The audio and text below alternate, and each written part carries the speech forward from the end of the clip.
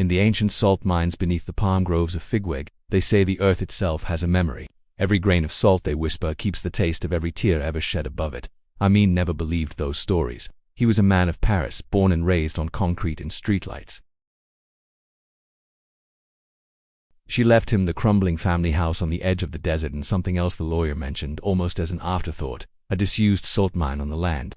Worthless now, he'd said, dangerous, sealed shut since 1978, but where the lawyer saw danger, Amine saw opportunity. He was a modern man with modern ambitions. Crypto mining rigs need constant cooling, and the deep, underground temperature of an old mine would be perfect. He found 3 local men and paid them handsomely to break the rusted iron gate sealing the mine's entrance.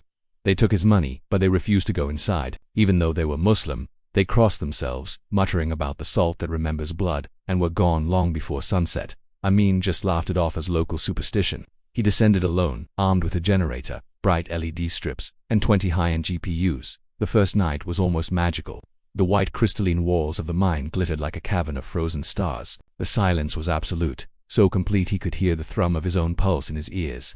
He got to work, setting up the rigs, plugging everything in.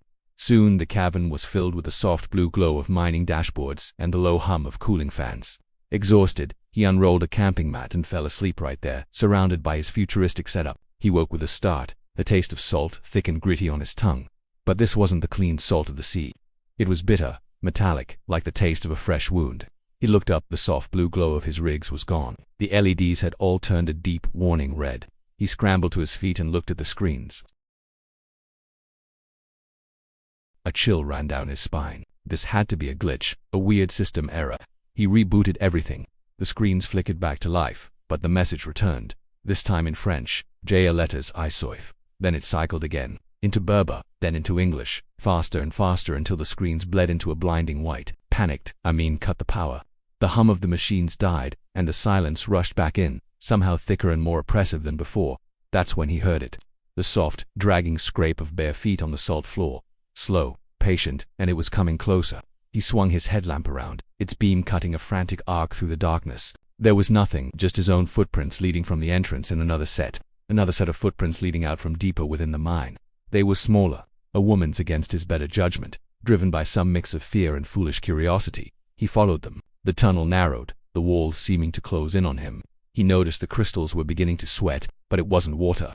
It was a thick, clear brine that ran down the salt formations in slow, viscous threads that looked eerily like red veins. Blood mixed with salt, his heart hammered against his ribs. The footprints finally ended in a natural chamber, a cavern that wasn't on any map of the mine. In the center of the chamber stood a woman. She was made entirely of salt. This was no statue. She moved. Her skin was translucent, coarse, and glittered under his headlamp. Long black hair that looked like it was spun from palm fiber hung to her waist. Her eyes were 2 empty cavities, hollowed out and filled with a dark brine that wept continuously, carving clean tracks down her crystalline cheeks. She opened her mouth, and inside, there was no tongue. Just a single, black, wet date pit. When she spoke, her voice was a dry, rasping whisper that sounded like 1,000 voices at once. The voice of every woman who had ever died of thirst in the unforgiving desert. You woke me. Amine tried to step back, to run, but his feet were stuck. He looked down and saw the salt floor had softened, turning into a thick sludge that held him like wet cement. I was buried here in 1923, she whispered, the sound scraping the air. My husband sold me to the mine owner for 3 sacks of salt. They left me chained in the dark when the water ran out. I died begging for a single drop. The salt drank my tears, my sweat, my life. Now, I am the salt. I have been waiting, she hissed, for someone who still carries living water in his veins. Amine felt it begin instantly, a terrible, consuming dryness in his throat. His eyes burned as if filled with sand. He could feel his own blood thickening in his veins, turning sluggish, grain by grain. He tried to scream, but only a dry, powdered rasp escaped his lips. The last thing he saw before the darkness took him was his own reflection in her eternally weeping, brine-filled eyes. In that reflection, his skin was already turning white, crystalline, translucent. 3 weeks later, the crypto investors noticed the GPUs had stopped hashing. The search party was sent. They found the mine. Inside, 21 rigs were running perfectly, the air around them impossibly cold. On every single glowing screen was the same line, now in calm, perfect Arabic, "Thank you for the water."